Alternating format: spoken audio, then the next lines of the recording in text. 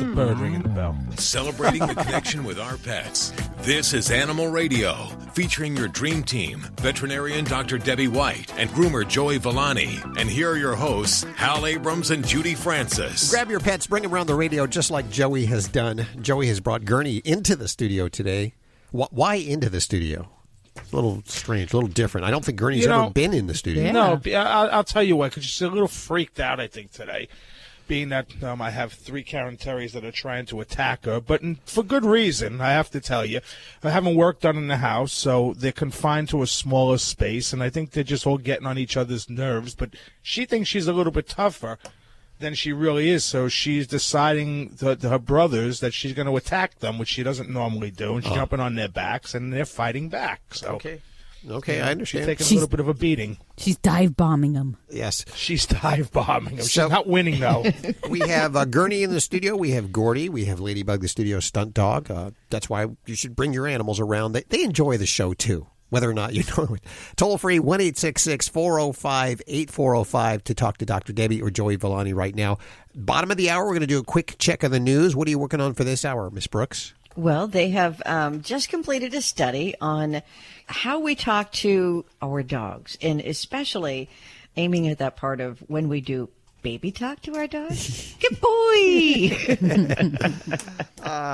So we'll tell you what they found out. I do that all the time. I all do that. Too. I can't help it. Well, you know they're looking at us going, stop talking like that, silly. Why are you talking like that? I think she likes it. You think she likes it? She wags her tail and comes running to me and puts her head down for a good scratch, and I think she likes it. Okay, more on that in just a few minutes. Also, Dr. Marty Becker, he's back on the show today, and he's going to be talking about how to pet your dog or cat properly, because you could be petting them wrong. Uh-oh. Really? What? Yeah. How do you pet them wrong? I imagine you go against the grain. I grain. guess Marty will tell us. Yes. Dr. Becker's good. Yeah, I'm guessing it's not so much in the mannerism of the way you pet them, but how to maybe approach a stray dog to pet them. You know, okay, that makes sense. I don't know. I could be wrong, but that's what I'm thinking. Okay, well, I've been bitten that way as a child by approaching them wrong. So okay. Well, Dr. Marty Becker will be with us in just a few minutes. Joey, what are you working on for the show today? You know what? We're going to talk about the importance of when your dog has a skin condition, how regular grooming can actually help with the along with the meds that they're on, the shampoos, conditioners, and that kind of stuff. That's a good topic, because the biggest reason people visit the vets is because of skin allergies, skin conditions. Yep. Are we ready to go to the phones now? Let's do it. We have Lynn on the phone. Hi, Lynn. Hi. Where are you calling from today? Well, I'm in Arkansas right now. I'm a truck driver. Well, welcome to the show. I have Dr. Debbie right here to answer your questions. Okay, well, thank you. Hi. What I was wanting to know is, can I feed my cat raw meat and fish as opposed to any of the canned stuff so that it's pure? And would I have to add vitamins and taurine to it if I did? Well, I'd have to say that, we know that kitties are obligate carnivores, so they need meat. I am not a fan of feeding raw meat and fish in a substitution for a good quality balanced commercial cat food, for a couple of reasons. And you mentioned one thing, taurine, which is an important amino acid that if we do feed a raw meat, raw fish-based diet, we're going to very likely run into multiple deficiencies, including a taurine deficiency, which is so important for cats. They have a 4-time greater need for this amino acid than dogs do. So it's very easy for them, if we don't meet their needs with diet, that they can have a problem leading into all sorts of heart problems and eye problems. So, no, I don't think that feeding just a supplement is going to make up for that. There's also going to be other amino acids, nutrients. There's even kitties that will have a thiamine deficiency, which is a B vitamin. And that can actually result because feeding raw fish actually can have a enzyme that breaks down the ability of the body to absorb B vitamins. So that can also cause a whole round of other types of problems. So my bottom suggestion is I really wouldn't recommend going there. If the base of the diet is a good quality cat diet, then I think you're better off to do that. And, I know oodles of people that would say, oh, I fed my cat tuna here and there. But you just got to be very careful. There's, a higher risk of bacterial-related infections, these nutritional deficiencies, and I just don't know that I would really want to gamble with that. Plus, traveling, my gosh, isn't it easier just to make a commercial diet in your situation? Well, you have ways to cook on the truck, and it seems like she has kind of a problem with some of the canned cat foods, and she'll eat them, and before she can even walk away from the dish, she's already thrown it up, and I figure that it might be an allergy or something in it that she can't tolerate. She's 8 years old, and I fix food for myself, so I can fix it for her as well. Mm-hmm. Yeah. And, there are some kitties that cannot tolerate canned food. I see a lot of them sometimes start off where we just think it's just the canned food they can't tolerate, and then with time we go on to discover they may actually have more established intestinal disease, such as inflammatory bowel disease. So I think sometimes that's kind of the early start that we make those notices, and then later on we discover they really do have more of a digestive problem. So in those lines, then I'll actually look at using hypoallergenic diets for those kitties that are the frequent vomiters, that just don't tolerate certain changes in their diet. So that might be one avenue we can go with for your baby. Okay, well, thank you very much. Thanks for listening, Lynn. Let us know if that works for you. Okay, I will. Thank you. Need a follow-up, of course, we do those free of charge. Some other shows, they'll charge you $5, $6 for a second call. They don't really, but we don't. I believe we have Sandy on line 1. Hi, Sandy. Hello. How are you doing today? I'm fine, thanks. I'm the grandmother of this puppy, and I have the dog sit for 2 weeks, so I need some help. Okay. Okay. We have a 2.5-year-old lab mix. I think he's lab and perhaps some pit. He looks an awful lot just like a lab. Was a pound puppy.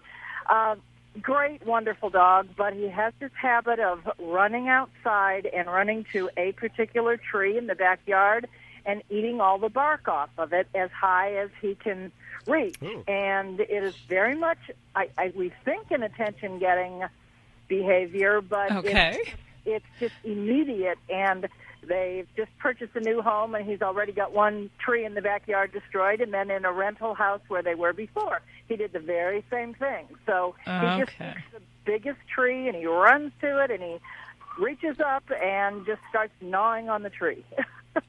That is crazy. I can just kind of picture one of my dear Labradors doing that same thing.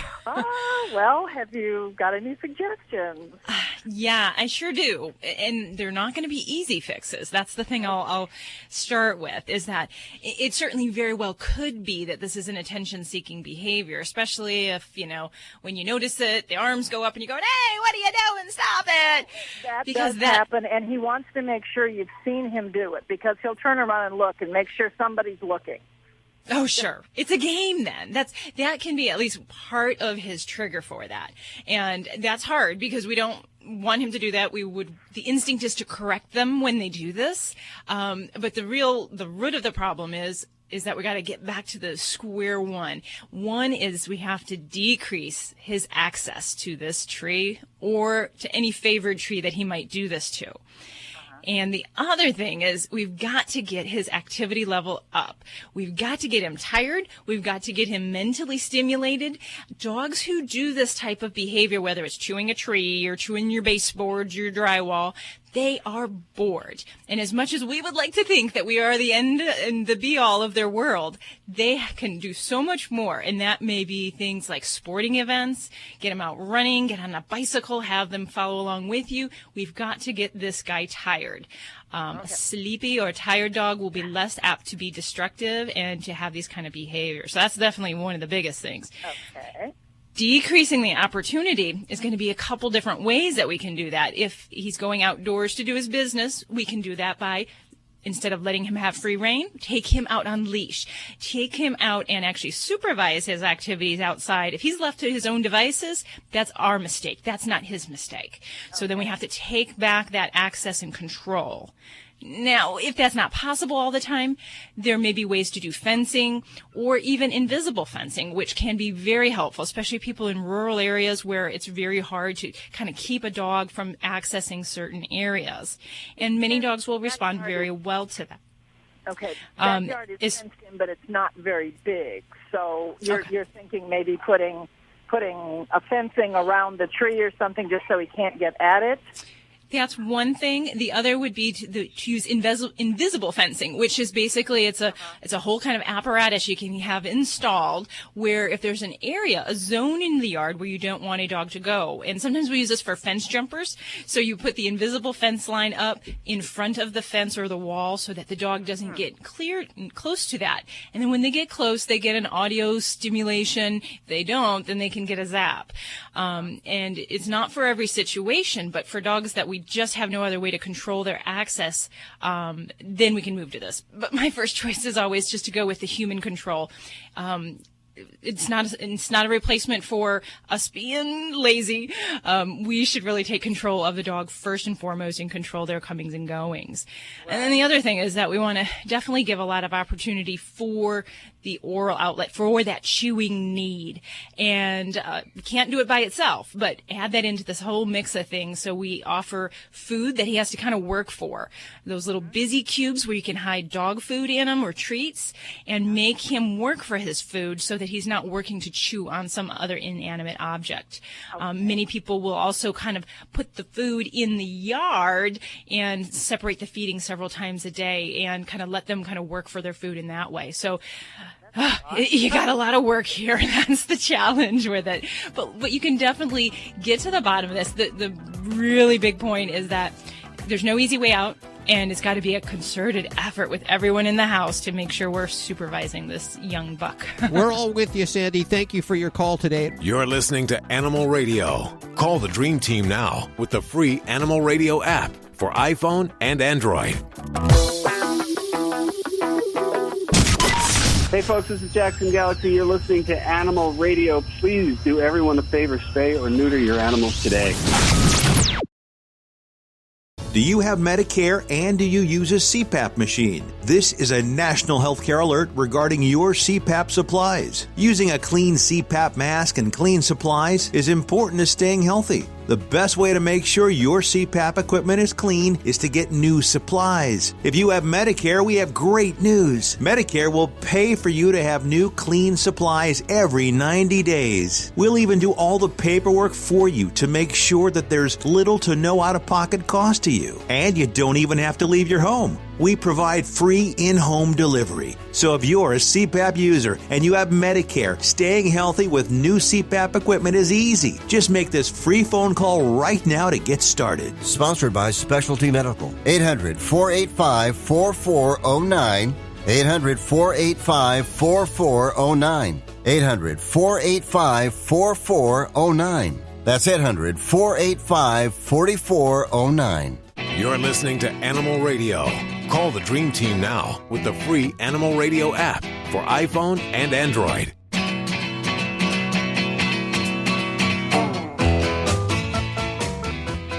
It's Animal Radio, celebrating the connection with our pets. It is toll-free, by the way. It doesn't cost you a penny. From the free Animal Radio app for iPhone and Android and BlackBerry, it's a free download. Download it now. It's a great app to have, especially if you want to be alerted about recalls. If there's a recall, a pet food recall, you'll get a notification immediately if you have the Animal Radio app. Also a great way to listen to the show at your convenience and to also browse our deep resources.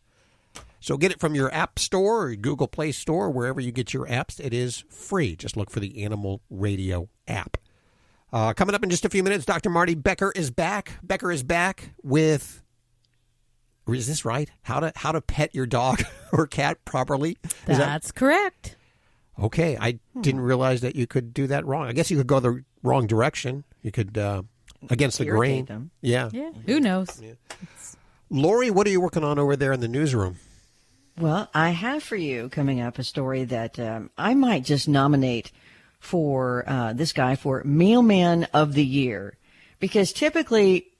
mailmen, postal carriers, mail carriers don't get along with dogs. Nope. I've had that experience several times, but I think it's understandable. But what this guy has done for a dog, the best. Oh, really. I cannot wait to hear that Yeah. story. Another great mail carrier story.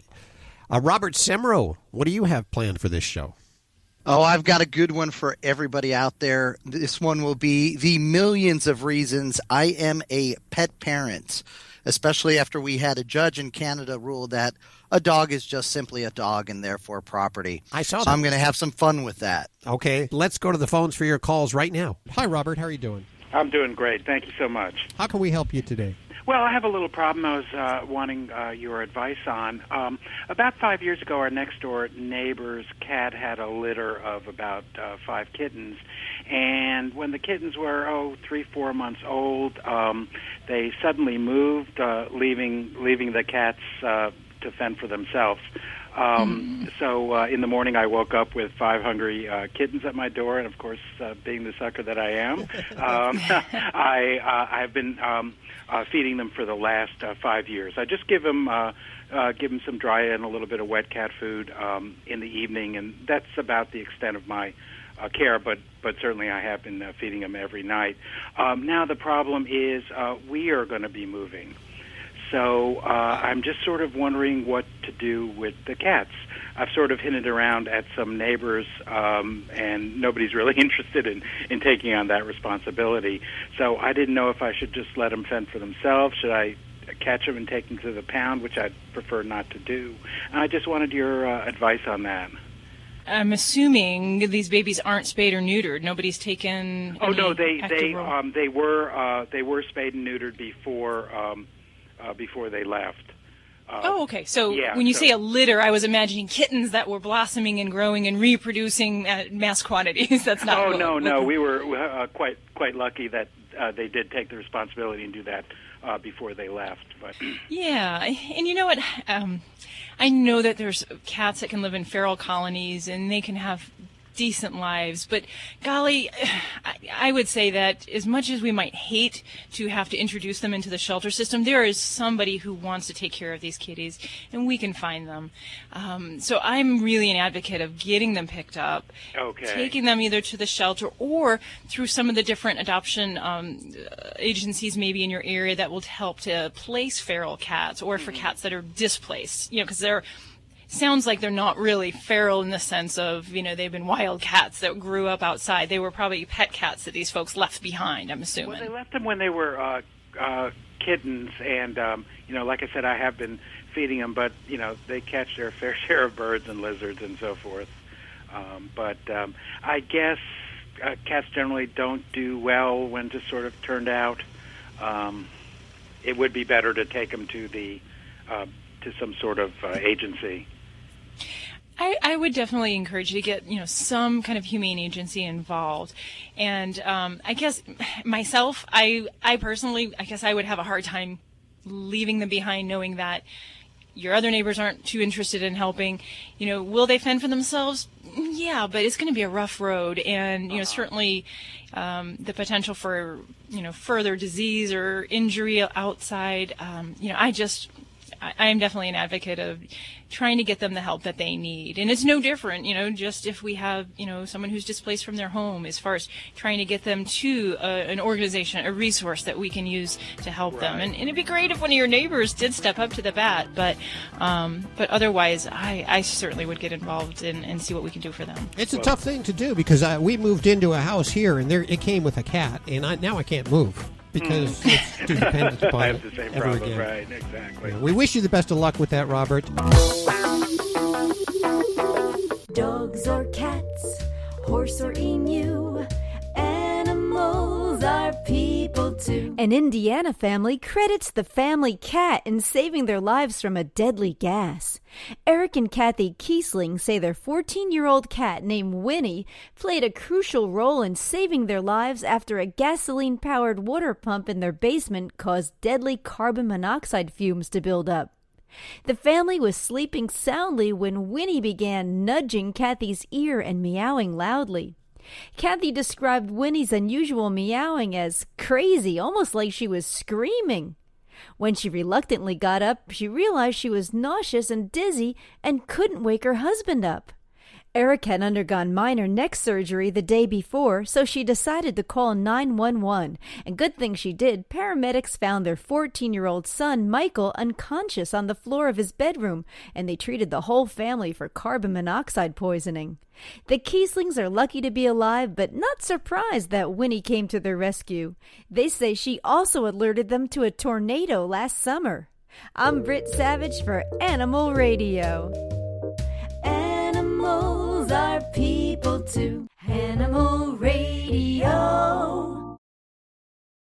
The old way of living with diabetes is a pain. You've got to remember to do your testing and always need to stick your fingers to test your blood sugar. The new way to live your life with diabetes is with a continuous glucose monitor. Apply a discrete sensor on your body, and it continuously monitors your glucose levels, helping you spend more time in range and freeing you from painful finger sticks. If you are living with type 1 or type 2 diabetes and you administer insulin 3 or more times per day or use an insulin pump, you might be eligible for a CGM through your insurance benefits. U.S. Med partners with over 500 private insurance companies and Medicare. We offer free shipping, 90-day supplies, and we bill your insurance. Call us today for a free benefits check. 800-785-1673. 800-785-1673. 800-785-1673. That's 800-785-1673.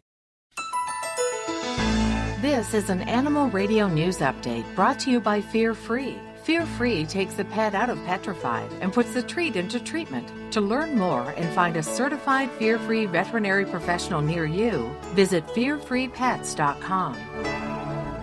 I'm Lori Brooks. Now, most of us, I'm sure, I am guilty, and I know all of you are, we talk to our babies and pets the same way, because for a lot of us, our babies are our pets, right? So maybe we should just limit our high-pitched, excited talk to puppies, because it turns out older dogs are not so impressed or as responsive to baby talk. There's a new study out that shows baby talk, also known as dog-directed speech, when you are conversing with your dog in that way, gets a huge response from puppies. But most older dogs really couldn't care less about what you're saying or trying to. This study had 30 female volunteers look at photographs of dogs while they were reading some pretty standard dog-directed phrases like, "Goody, who's a good boy? Goody, goody, goody, who's a good boy, honey?"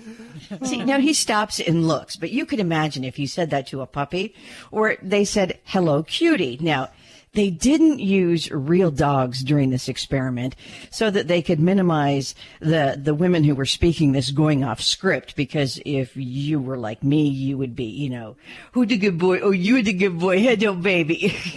You know what we mean. So the volunteers then also read these same doggy praise phrases to a human. And they found that the women used a higher-pitched sing-song baby talk tone when reading the passages to the dog photos. They actually made their voices 21% higher when they read to those puppy pictures. Now, when speaking the same phrases to the human, they spoke in their normal voice, probably because they felt kind of silly. But that was pretty much more or less what these scientists had expected. But when the researchers played recordings of the women's dog-directed baby talk speech to 10 puppies and 10 adult dogs at a New York animal shelter, there was a pretty big contrast as to what they saw. The puppies went wild when they heard it and then began barking, and they ran towards the loudspeaker. They crouched down in a play bow as if they, were ready to start a round of play when they put their front feet out and their butt up in the air, and, they're just ready to go. But then when researchers played the same exact phrases using the women's normal tone of voice, puppies weren't interested. The adult dogs, however, a different story. They didn't care at all about either of them. They did take a quick glance at the speaker and then went back to whatever it is they were doing, because they kind of know that voice comes from a human. Like, I might get a treat if somebody were saying that to me in person, right? So that's how it works. You know what they're saying, that at least the older dogs are looking at us and going, "Why are you talking to me like that?" Right. You know? I'm not a baby. But they are. They just don't know it. I love this story. You're going to get a kick out of this. Every morning for the last few years, Tashi, a black lab, would go outside and greet his mailman, whose name was Jeff Kramer. And this guy, Jeff, the mailman, a totally dog-loving, devoted postal worker. Well, now that Tashi is 14 years old, however, you know, with old age comes some pretty stiff joints, and Tashi doesn't get around as well as he used to. So for Tashi to go up and down the front porch steps of his home, his parents had to actually start picking him up and carrying him down and up those steps, and Tashi weighs 70 pounds. Enter Jeff Kramer, the mail carrier / carpenter. On his most recent day off, Jeff popped over to Tashi's house and built a brand new ramp for the aging lab and his humans. It turns out that Jeff had a senior dog in the past that he had made a ramp for at his home, and he thought Tashi would do well with one too. Isn't that the cutest? That's a great story. Yeah. I need a mail carrier like Jeff Kramer. I need a mail carrier to build a ramp for me. I'm getting a little stiff going up and down. Oh, Judy, you look good. Oh, thanks. Really, you do. I'm Lori Brooks. Get more breaking animal news anytime at animalradio.com. This has been an Animal Radio News Update brought to you by Fear Free. The veterinarian isn't typically thought of as your pet's favorite place to go. With Fear Free, that all changes. To learn more and find a certified Fear Free veterinary professional near you, visit fearfreepets.com. Who's a good newscaster? Who's a good girl? Who's a good girl? You're the good nurse. You're the good girl. Let's go back to the phones. We have line 5. We've given it no attention today. Jim, how are you doing? Hey, I'm doing great. How about yourself? Very good. Where are you? Hey, terrific. Hey, my question is, I've got a tabby kitty that's about 6 to 7 years old, and we're having a little bit of trouble with almost, cats look when they do trying to cough up a hairball. Okay. What happens is there's no hairball there. We brought it to the vet on a regular visits and what have you, and it's the same type of symptoms, coughing up. She'll come in from outside. She'll jump down from a chair. When she's being chased by the other cat, for example, they're playing, she'll stop all of a sudden and start the cough. And we've tried the gel to help release the cat ball, the hairball. And they've also done an X-ray, and there's no major obstruction. So the vet says, well, as long as the cat's healthy, and it's been going on for about 2.5 years, just monitor it, and we'll take it from there. And I was just wondering, is there any other thing that you could suggest that's causing this? Let me get this clear. Now, how often does the coughing actually occur? Is it a daily thing, several times a day? Yeah, several times a day, and it's somewhat intermittent. It's not every single day, but it could be first thing in the morning when she wakes up, but it's generally when she gets excited or there's heavy activity. Oh, okay. All right. And let me ask you, how is your kitty's body style? Are we slender? Are we healthy weight or chubby? No, she's slender. She's about 8 and maybe 8 pounds and a half ounces, and has not put on weight in the last 3.5 years. Okay. All right. Well, that's good, because the first thing is you were describing these signs of coughing, especially after activity or moving around, is I tend to think of things like asthma in cats, which is actually very common. And believe it or not, about 1% of the cat population is actually found to have feline asthma. And it actually is a disease where the airways constrict, and very similar to the problem in people where you can't get air. And kitties that have asthma tend to be usually a little bit on the heavier side, and that makes it harder for them with that condition. And if the cough is just once in a blue moon, I probably wouldn't worry. But a couple times a day starts to get my feelers up where I start to get untreated. I'd like to see something happen there. So I would certainly say that it might be worth looking into asthma further. And beyond an X-ray, your veterinarian may want to do things like blood work. And also, I would screen for heartworm disease. it's not as common in cats, but we know that can affect the cardiovascular system. So coughing would be something that I would want to check for that condition. But if it is something that your vet says, maybe this is asthma, there are some things we can do to treat that. Believe it or not, inhaler therapy, there's all sorts of different types that we can use for kitties. Medications like steroids, such as prednisone or injections of steroids, can help give them good quality time over a period of time. And then there's even bronchodilators. So that's my first thought. And I don't know that the hairball remedy is probably going to help us a whole lot unless we establish that this didn't do anything, right? Yeah.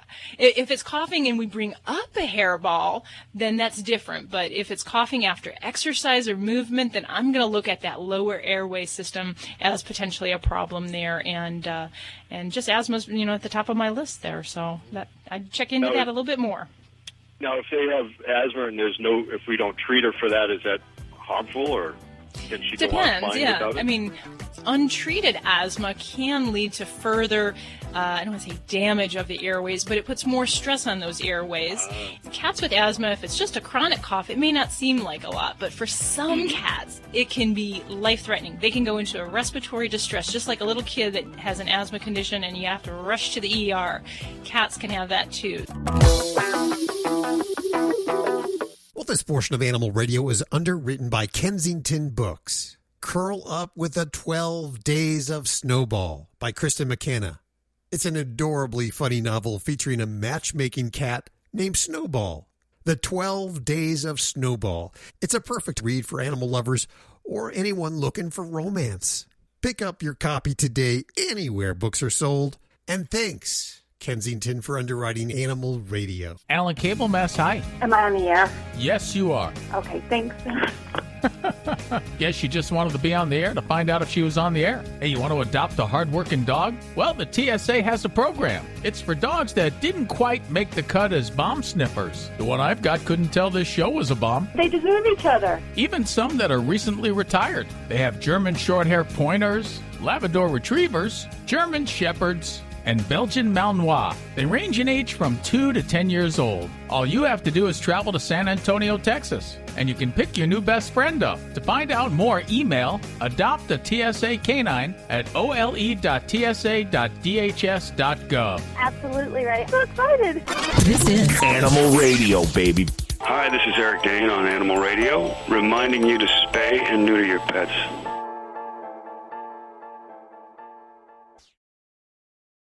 Do you have Medicare and do you use a CPAP machine? This is a national healthcare alert regarding your CPAP supplies. Using a clean CPAP mask and clean supplies is important to staying healthy. The best way to make sure your CPAP equipment is clean is to get new supplies. If you have Medicare, we have great news. Medicare will pay for you to have new clean supplies every 90 days. We'll even do all the paperwork for you to make sure that there's little to no out-of-pocket cost to you. And you don't even have to leave your home. We provide free in-home delivery. So if you're a CPAP user and you have Medicare, staying healthy with new CPAP equipment is easy. Just make this free phone call right now to get started. Sponsored by Specialty Medical. 800-485-4409. 800-485-4409. 800-485-4409. That's 800-485-4409. Well, don't forget, you can get your fix of Animal Radio anytime you want with the Animal Radio app for iPhone and Android. Download it now. It's made possible by Fear-Free Happy Homes, helping your pets live their happiest, healthiest, fullest lives at home, at the vet, and everywhere in between. Visit them at fearfreehappyhomes.com. And thanks, Fear-Free, for underwriting Animal Radio. Let's head on over to the phones. I believe we have Elise on the phones. Hi, Elise. You're calling about a ferret. Is that correct?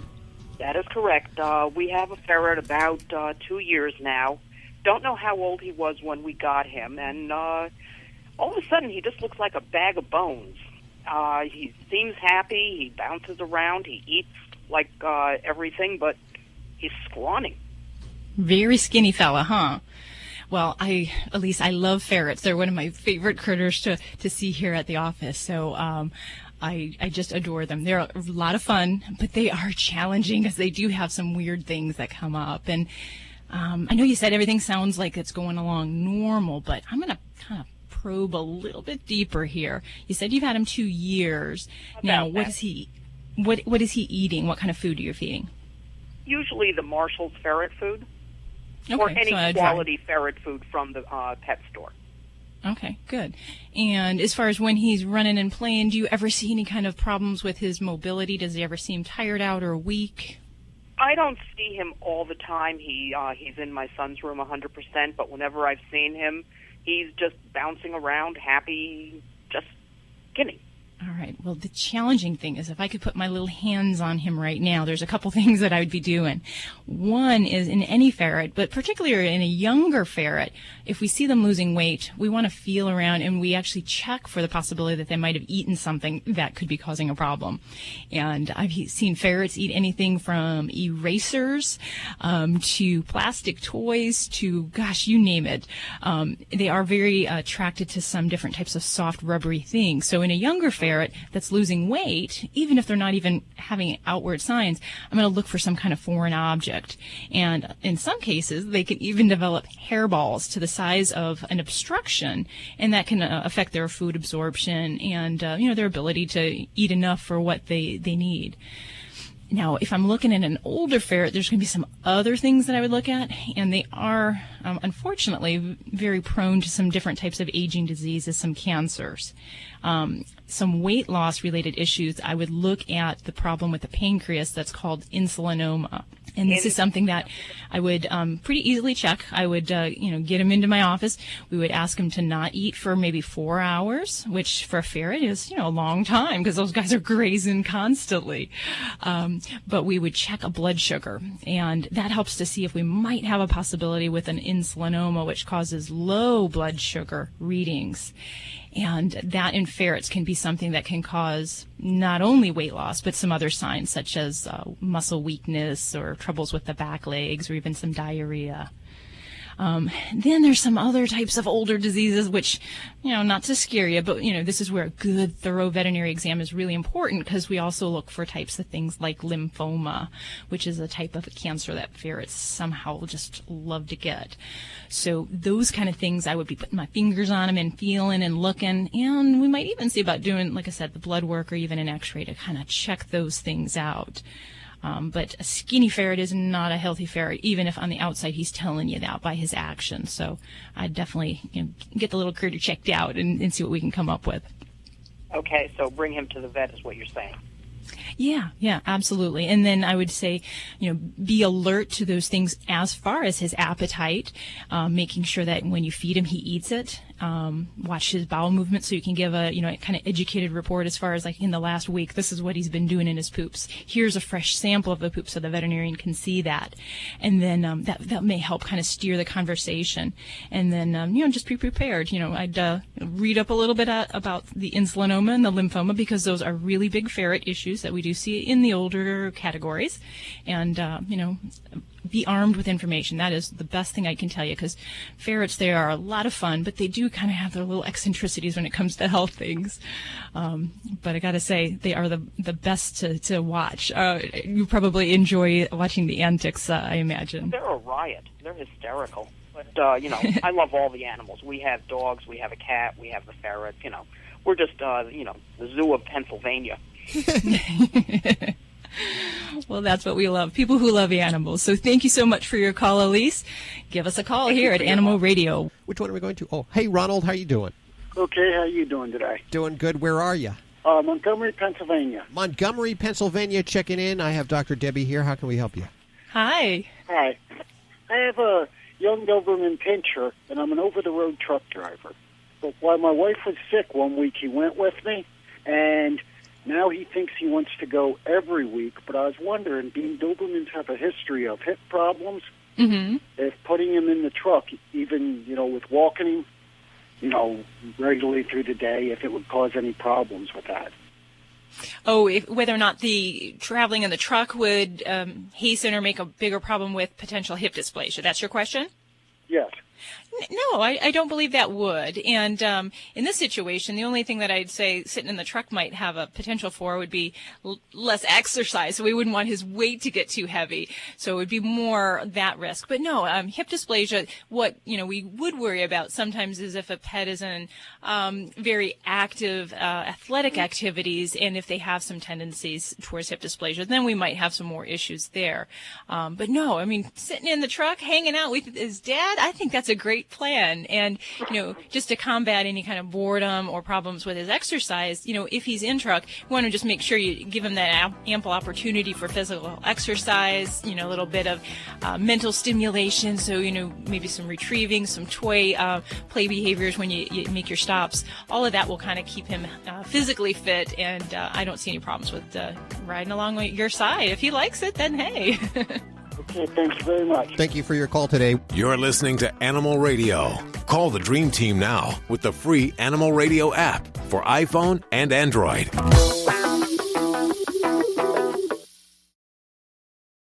We're in for a treat with the 12 Days of Snowball by Kristen McKenna, a heartwarming novel partly told from the perspective of a mischievous feline named Snowball. Snowball considers herself the official matchmaker for any lonely humans in her life, and it's a job she takes very seriously. The 12 Days of Snowball by Kristen McKenna is available everywhere books are sold. For more info, visit KristenMcKenna.com. That's KristenMcKanagh.com.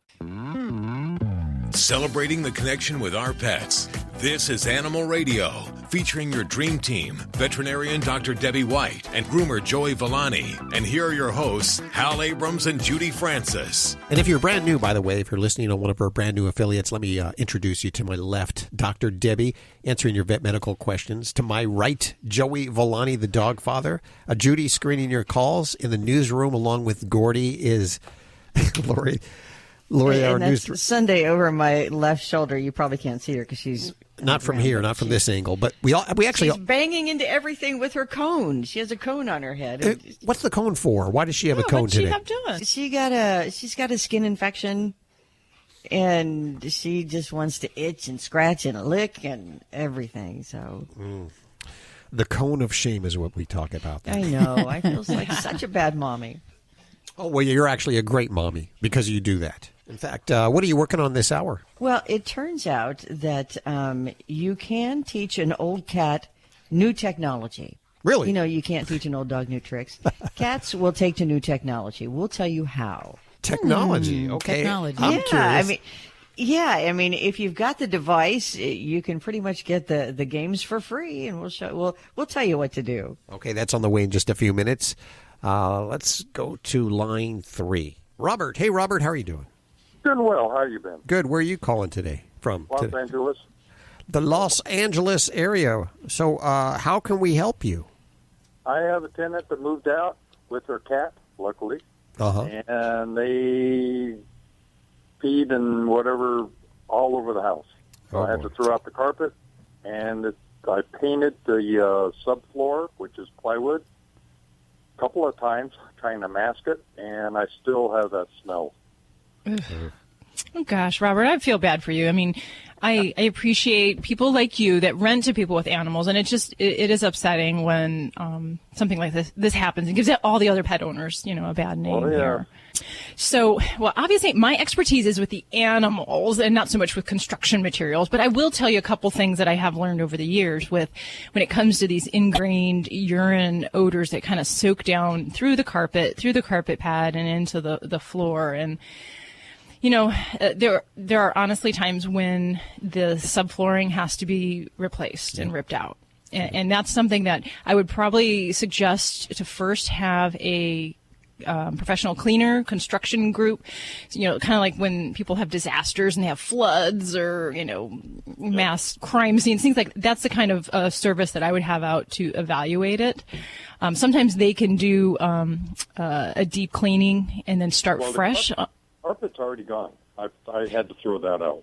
Understand. But as far as in evaluating the lower structures, because sometimes you will have to replace the subflooring. It can be really difficult. In some cases, I've had clients where we've gotten down to the subflooring. We've treated it with a kind of like an enzyme odor neutralizer, like Nature's Miracle, which I use all the time. There's also one called Zero Odor, and you treat that, and then you seal. And I've had the best luck with it's that one that's called Kills with a Z at the end.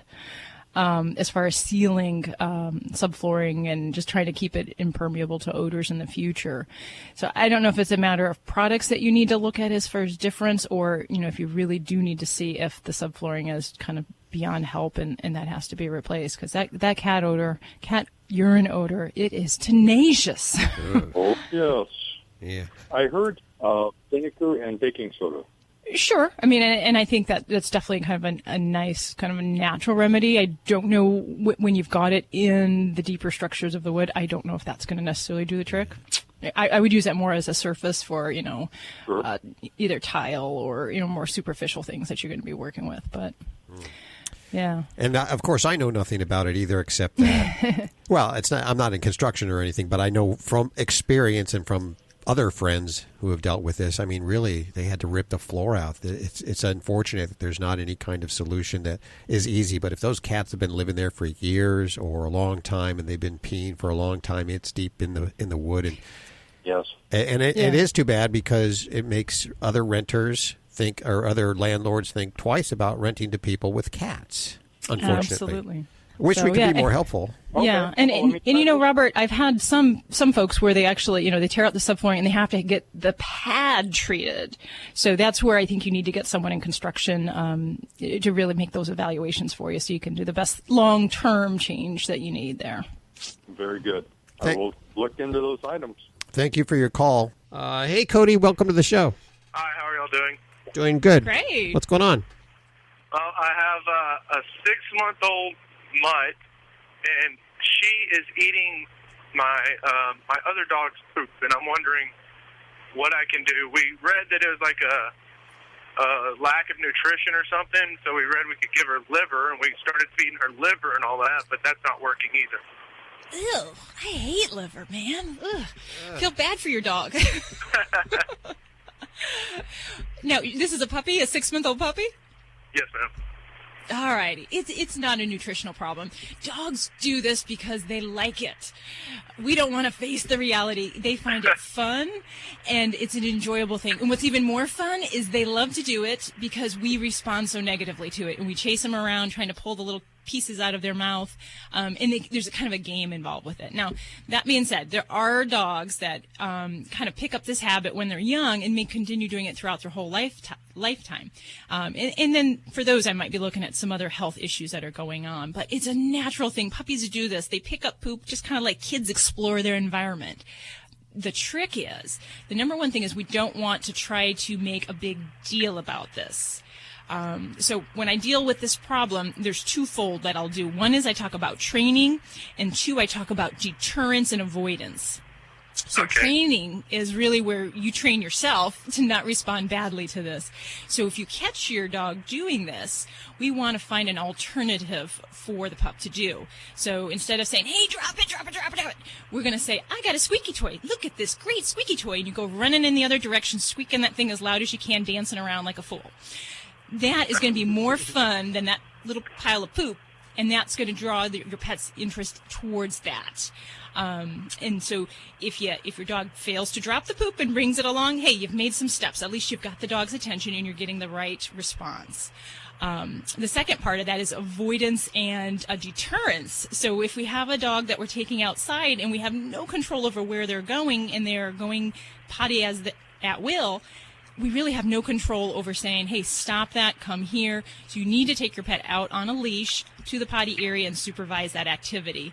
Praise them up and down when they do their goods and when they walk by that pile of poop, and don't try to pick that up.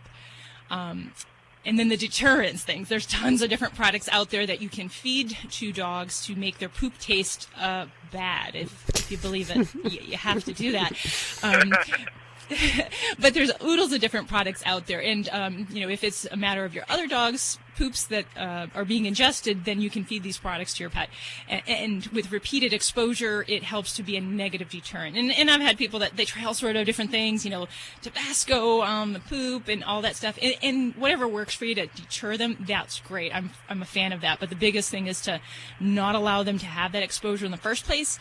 And then if you do see it happening, to really redirect the behavior to something else that is more favorable and more fun than the little squishy poops there. Hope that helps you out. That. I appreciate your call, Cody. Hey, Glenn. Hi, how you doing? Good. Where are you calling from? From Southern Oregon. Southern Oregon. Are you driving through or you live there? No, I live here. It's a beautiful place, isn't it? It is. It is. I like it here. So what's going on with your animals? I got Dr. Debbie right here. Hi there. Hi, how you doing, Dr. Debbie?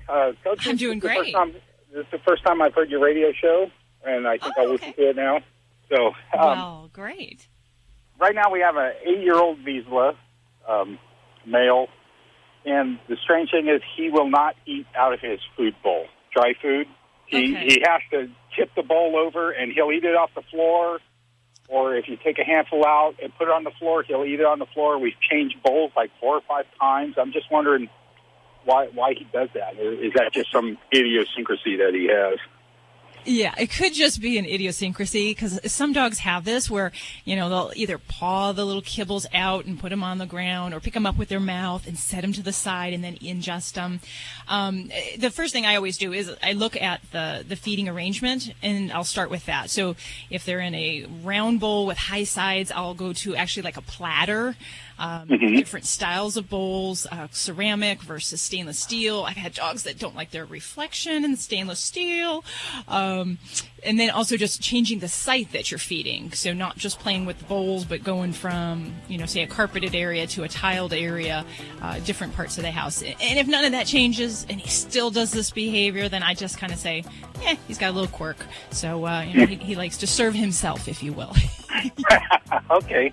Well, thank you very much. I appreciate it. Thank you for the call. Take care. All right. You're listening to Animal Radio. Call the Dream Team now with the free Animal Radio app for iPhone and Android. Well, this portion of Animal Radio is underwritten by Kensington Books. If you love stories about finding strength through the wisdom of dogs, look no further than A Reason for Hope by award-winning author Kristen von Kreisler. It's a beautifully uplifting story about a courthouse dog named Hope, who's trained to comfort victims throughout the legal process.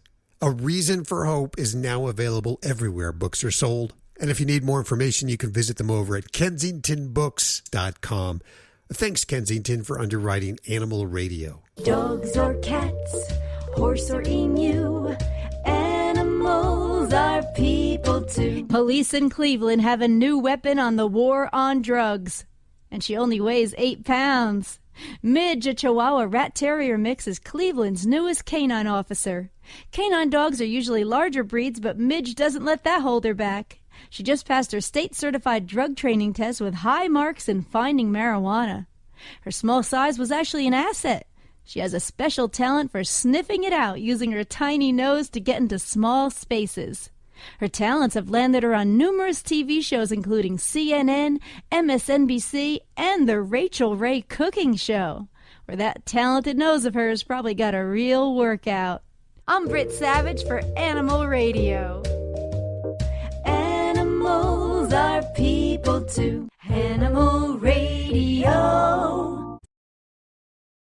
Award-winning author Kristen von Kreisler is known for her novels about dogs and how they bring out the best in humans. Her newest, A Reason for Hope, is an uplifting story of resilience, redemption, and a special yellow lab named Hope, a courthouse dog who's trained to comfort victims and witnesses. When a woman's life is upended by trauma, Hope gives her the courage to seek justice. A Reason for Hope by Kristen von Kreisler is available everywhere books are sold. For more info, visit kensingtonbooks.com. You're listening to Animal Radio. Call the Dream Team now with the free Animal Radio app for iPhone and Android. We hope wherever you work, you're able to take your pets to work with you. And if you can't, go get a new job. Because we love bringing our animals into the studio. We have Gurney in the studio today. Usually not in the studio. We have Gordy. You can hear Gordy. We have Sunday. That's Lucy. That's Yeah. Lucy. That's Lucy. We have Ladybug in the studio, Stunt Dog. And Lucy. How many times do we have to say it? In a few minutes, Dr. Marty Becker will be joining us. Apparently, you've been petting your dogs and cats wrong. I hate to break the news to you. Who knew it? My gosh. I figured all these years I'd been doing it right.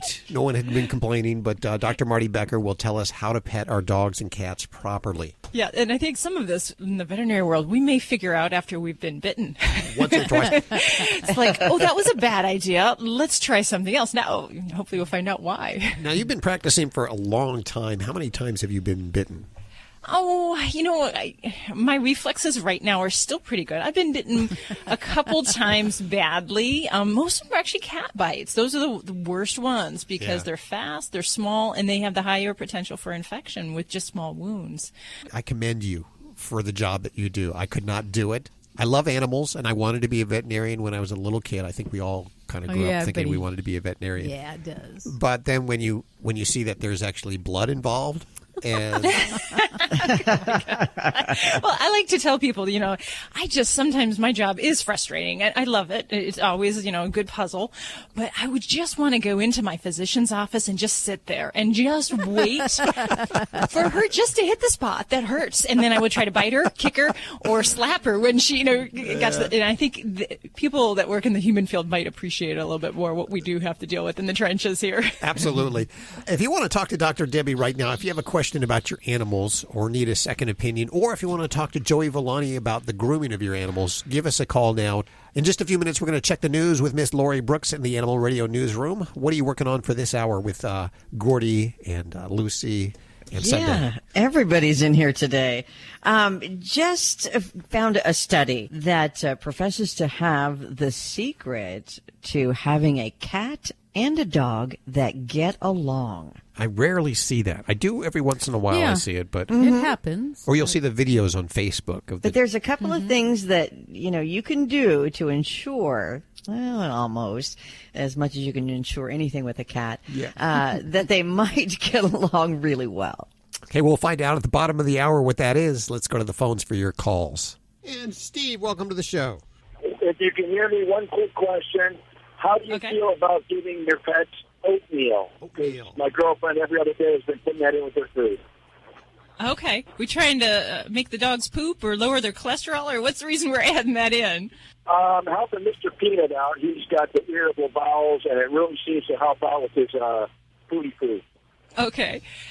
I don't see a problem with it. I mean, oatmeal is a nice carbohydrate, but I just would be cautious as far as watching the overall calories. And it just gets a little touchy when we start adding things into dogs' diets. Sometimes we like to think we can kind of master dog nutrition by just kind of doctoring up the dog foods. And I'm just kind of a little cautious with the tendency that a lot of people have where we like to take the spoon from the human table and put it in our dog's bowl. So in general, I'm not a fan of it, but if you did a little bit of oatmeal, I can't see it would be a problem. Hello everyone, it's Robert Semro, your Pet World Insider, here with this week's Animal Radio List, 1,000,000 Reasons I'm a Pet Parent. Many of us have been engaging in a familiar discussion in the pet world since a Canadian judge ruled that a dog is a dog and shall legally, at least in Canada, only be considered property. In fairness, the judge had some great points. So, does this judge's ruling end the discussion? Maybe in Canada, but we've all got neighbors we ignore, and this topic continues to rage on. This is a ridiculous argument over how someone views themselves. Pet parent, pet guardian, pet owner, pet friend. Does it really matter? I could go on for days about why I'm a proud pet parent, but this is a short segment. The definition of a parent is to protect or to guardian with love and discipline. So why all the fuss about them being called property or possessions? Let me now count the ways till Hal cuts off my microphone. Possessions don't have heartbeats, they don't have souls, don't need daily care, don't have minds, don't laugh, don't smile, don't snuggle, don't eat, they don't drink water, don't care for humans, don't give humans freedom from physical and mental challenges, don't visit hospitals, they don't put others before themselves, and they don't care if you're happy or sad, or that they can make you smile or warm your heart. Property is easily replaceable. I will not put my life at risk for my property, but I will gladly do so for my family. I will stop what I'm doing for the sake of my pets, but not my possessions. I care about my pets' physical, emotional, and behavioral health. I'm never alone with my pets around, and I can find joy in anything involving my pets, just like my children. I receive friendship, companionship, and inspiration from my pets, but not from my possessions. We provide for, teach, and give them medical care, and they teach and care for us as well. Property exists while pets thrive. I'm a pet parent because I'm willing to treat and care for my animal friends as I would any other member of my family.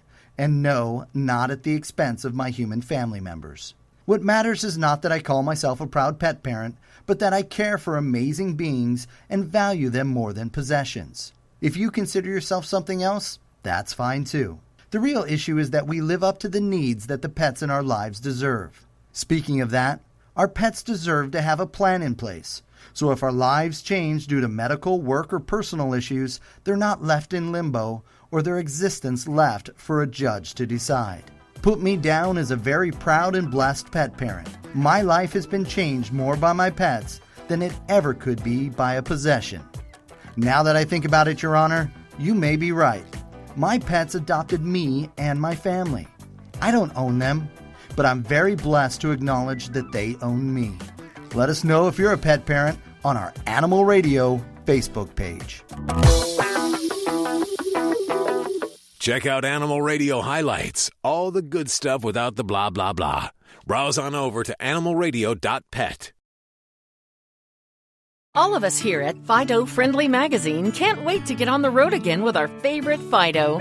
We know that it's just not a vacation without our furry companions by our side. Start daydreaming now and visit FidoFriendly.com to scout out places near and far so you will be ready for your next adventure once it's safe to travel. That's FidoFriendly.com. Until then, stay safe and leave no dog behind. This is an Animal Radio News Update brought to you by Fear Free. Fear Free takes the pet out of petrified and puts the treat into treatment. To learn more and find a certified Fear Free veterinary professional near you, visit fearfreepets.com. I'm Lori Brooks. It turns out that you can teach an old cat new technology. To paraphrase an old saying, felines being cared for at the Regina Humane Society up in Saskatchewan, Canada, get to play interactive games on iPads. Now, they're usually games that would be fun for a cat, and they are, because they feature moving fish and mice or insects that the cats try to catch with their paws. But, of course, cats love to hunt and stalk things, and what these programs do is twofold. They give the shelter cats the opportunity to hunt and stalk on iPads, and the shelter started experimenting with the cat-oriented iPad games, which they just downloaded from iTunes only last fall. The cats do have other toys to play with, but the iPads are just one method they use to keep them happy and calm, because, it's got to be not fun for a cat in a shelter. Beyond benefiting the shelter cats, those tablets are also a great way to get younger human volunteers engaged in playing with the cats. Like kids. Pretty clever, huh? Uh-huh. The human in charge of this iPad program at the shelter says the most surprising thing that he found was how good the cats were at sharing the tablets and letting each other get their turn to play. They normally use the iPads in communal areas of the shelters where there are multiple cats roaming freely, and the cats tend to gather around the iPad and kind of like take turns playing and chasing the images on the screens. And many times they say that will lead to them playing with each other and increasing their socialization skills. Wow. Pretty cool, huh? Yes. The things that a cat, because I always laugh because a cat, you can give it like the cheapest toy, which is, a wadded up ball of foil or paper. Or a box. And yes, a bag. Mm-hmm. They're just so funny that way. Up in Yakima, Washington, not funny, people. Authorities up there are giving a warning to unkind pet owners when they get reports of residents' animals being left outside in freezing temperatures. Since the beginning of last month, Animal Control up in Yakima has already responded to at least 60 animal welfare checks. The warning that they are now legally allowed to give to those pet owners is that they could face a misdemeanor charge of animal neglect if their pets are found in distress, and they could also be given a fine from $250 to $5,000, depending on the severity of the case. Police say their intent, though, is not to criminalize or give people tickets or citations and not make money. But the important thing is the welfare of the animals. So they really try to work with the pet owner. All pets left outside that they check on must have food and unfrozen water, plus shelter with straw or something in it that will keep them warm enough in freezing conditions. Cats and dogs really can get along to the point where they will play hard together, love each other, drink water from the same bowl, and even cuddle on the couch. This, according to research led from Tel Aviv University. They discovered the recipe for this success is to adopt the cat first and then introduce a dog while both of the pets are still pretty young, under a year. And in homes where the cats and dogs are mates, the research suggests that each one has basically managed to correctly read each other's body cues, and that's why they get along so well. Finally, in Spain, the Madrid Zoo has named its latest baby giant panda Chulina. Chulina means cutie. The name pays homage to Chulin, the first giant panda born at the zoo 34 years ago. But the reason it's such an unusual name for a baby giant panda is because they're usually given names in their native Chinese. Cutie, a very cute name. Cutie is 5 months old now, and she is the 5th baby giant panda to be born at Madrid Zoo. Imagine if we didn't have to stick to the Chinese names here. Because, we have these baby giant pandas born at several zoos in our country. Uh-huh. Weren't the Chinese PO'd at us because we were raising their pandas to eat, like, crackers? American junk food. The Chinese and this program have been very upset with us numerous times over the things we have done. So you're right. It's probably better that we just stick with Chinese names and make them happy. I'm thinking so. I'm Lori Brooks. Get more breaking animal news anytime at animalradio.com. This has been an Animal Radio News Update brought to you by Fear Free. The veterinarian isn't typically thought of as your pet's favorite place to go. With Fear Free, that all changes. To learn more and find a certified Fear Free veterinary professional near you, visit fearfreepets.com. Hey, this is Josh DeMille on Animal Radio. Please adopt a pet. You're listening to Animal Radio. Call the Dream Team now with the free Animal Radio app for iPhone and Android. Hi, Bobby. How are you? Good. How are you? Good. Hi. Hi. Thank you for taking my call. I have a cat. She's 3 years old, and I rescued her, and she's afraid of everything. My sister lives with me, and she does not leave my sister's side more than 2 feet. She's always with her. She has to go to the bathroom with her, but if anybody comes in the house, she runs and hides. And sometimes she even hides from me. Okay. So she's a true scaredy cat then, huh? Yes. Yes, she is. Aw. And are there other kitties or other animals in the home? Yes, I have 2 more. Okay. One that I had before I got her, and then the last one, we rescued her about a year ago. Okay. And has she always been this way, or is that a dynamic that you noticed that changed when, say, the 3rd cat was added to the home? No, she's always been that way. Always been. Okay. And you say she's afraid of everything. You mean, is it noises? Is it just people? What type of scenarios set her off? Noises, people, anything will set her off. Okay. And what does she do then? Well, she goes and hides.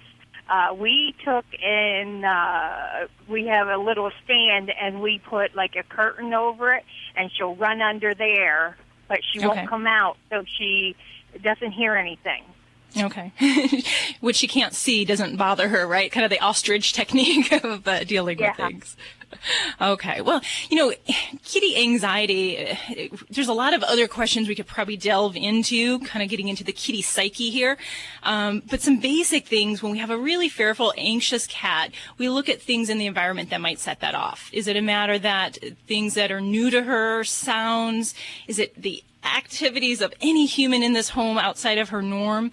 those type of things we want to try to work with as much as possible, but yet empower her to cope with that.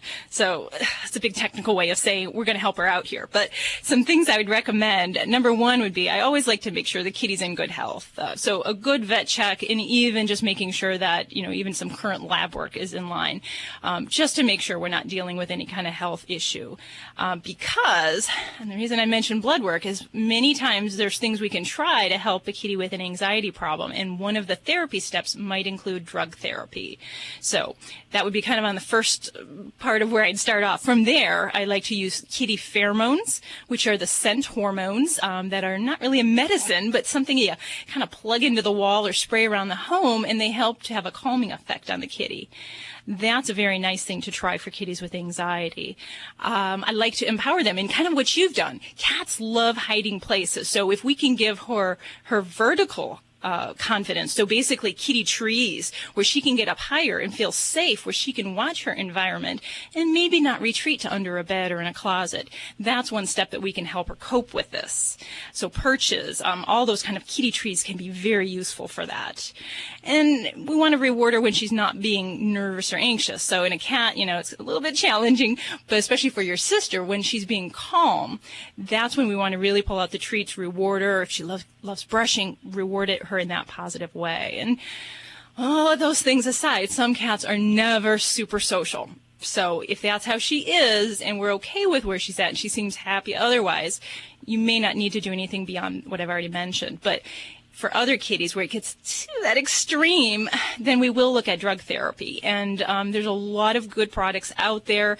Takes a little finding what works for an individual kitty, but whether it's just an anxiety problem or a urine marking, those type of issues, we can help the kitty cope with a little bit of happy drugs. And it takes a little time, but that might be another avenue that we can go with your kitty here to help her out. We do have the cat tree, and we have her hiding space. So, and I take her to the vet every year, and they did do blood work last year, and everything was fine. Yeah, and if really you feel that her behavior is to the point where it's really affecting her happiness, then, I would say pick up that phone and say, hey, Doc, I know everything checked out good, the blood work was great, but she's just not thriving, and ask them about potentially if we need to look at drug therapy, because it really is an underutilized tool for cats to help them through some of these problems. So good luck with that, and hope she gets her little tail wagging and she can feel a little bit happier in her surroundings. You're listening to Animal Radio. Find us at animalradio.com. Log on, learn more. The old way of living with diabetes is a pain. You've got to remember to do your testing and always need to stick your fingers to test your blood sugar. The new way to live your life with diabetes is with a continuous glucose monitor. Apply a discrete sensor on your body, and it continuously monitors your glucose levels, helping you spend more time in range and freeing you from painful finger sticks. If you are living with type 1 or type 2 diabetes and you administer insulin 3 or more times per day or use an insulin pump, you might be eligible for a CGM through your insurance benefits. U.S. Med partners with over 500 private insurance companies and Medicare. We offer free shipping, 90-day supplies, and we bill your insurance. Call us today for a free benefits check. 800-785-1673. 800-785-1673. 800-785-1673. That's 800-785-1673. You're listening to Animal Radio. If you missed any part of today's show, visit us at animalradio.com or download the Animal Radio app for iPhone and Android.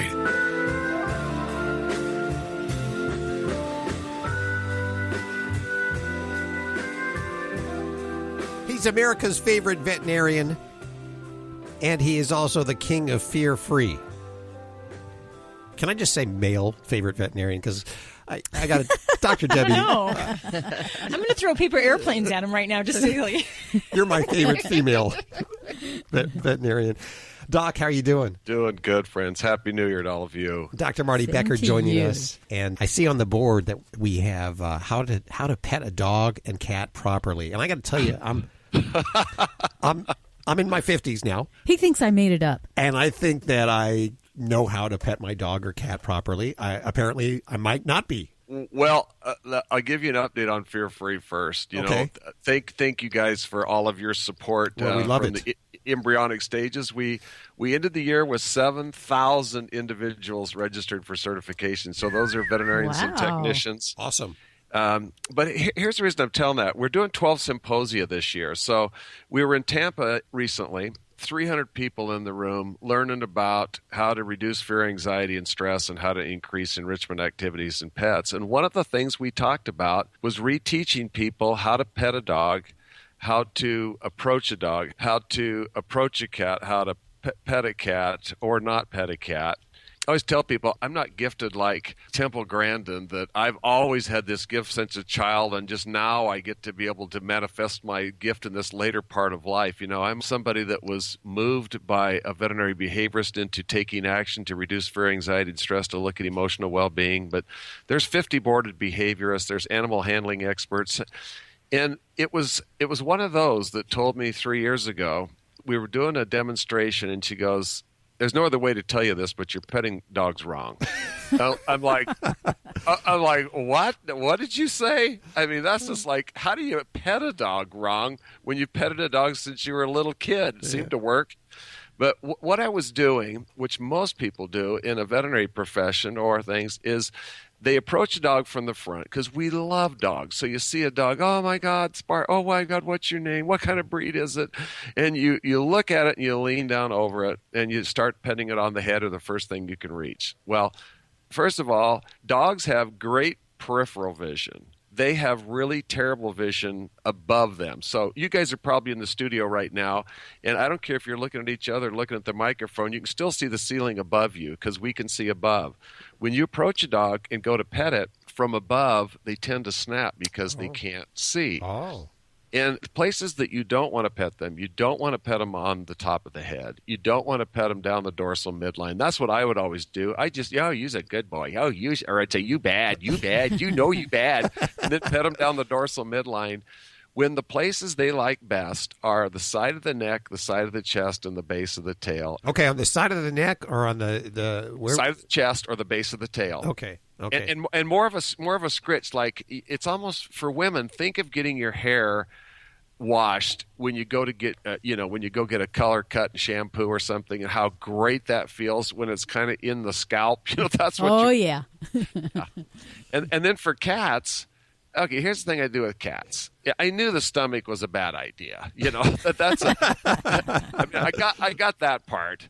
But again, on top of the head and I shouldn't say on top of the head. On the neck and down the dorsal midline are not good either. The base of the tail, again, is a great spot. But the three best spots on a cat are the lips, the chin, and those hairless areas above the eyes. Also the cheek, but where you're not touching a whisker. Those four places. And we teach people in the veterinary community now, don't go below the neck unless you're engaged. Okay. Yeah. Yes. Just leave that alone. Okay. Don't go to third base. My cat will actually come up and rub the side of their mouth against me. So I figure that's an okay area. You said it was an okay area, just right on the side of the mouth? Yeah, they love that. They love the lips. And what they're doing, this is something else we've learned. Oh my gosh, we've done so much stuff wrong. In the name of sterility, this doesn't matter if it's Dr. Debbie or Dr. Marty, the way we always practice was to clean the cat cage out completely. So moving from one spot to another cage, new litter box, new food bowl, new water bowl, new towel, new everything. That's wrong too. Really? They love to establish their scent. And so they've established their scent in this little area, and now you strip it all off and put them in an area with no scent, which causes an immense amount of stress. So now what we do is we spot clean and use products that don't destroy the olfactory neurons. So there's actually these new hydrogen peroxide cleaners that are like killing machines, but it just breaks down into water and oxygen. We used to just send people home, you're done treating the cat abscess, and they'd stick it in a laundry hamper or a cardboard cat carrier and take it home and dump it out, and then it'd get attacked by the other cats. I mean, oh yeah, that's wrong too. Now we know how to leave them in the carrier on opposite sides of a door. Then you take a towel and you wipe all the cats down with the same towel. So now everybody feels a little different.